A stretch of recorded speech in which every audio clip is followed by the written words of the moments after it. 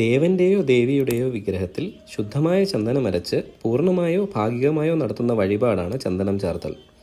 ഉഷ്ണരോഗശമനം, ചർമ്മരോഗശാന്തി എന്നിവയാണ് ചന്ദനം ചാർത്തൽ വഴിപാടിൻ്റെ ഫലമായി പറയപ്പെടുന്നത്. ശ്രീകോവിലിനകത്ത് നെയ്യ് ഉപയോഗിച്ച് വിളക്ക് തെളിക്കുന്ന വഴിപാടാണ് നെയ്വിളക്ക് വഴിപാട്. നേത്രരോഗശമനം ഇതിലൂടെ ഉണ്ടാകുമെന്നാണ് പറയപ്പെടുന്നത്.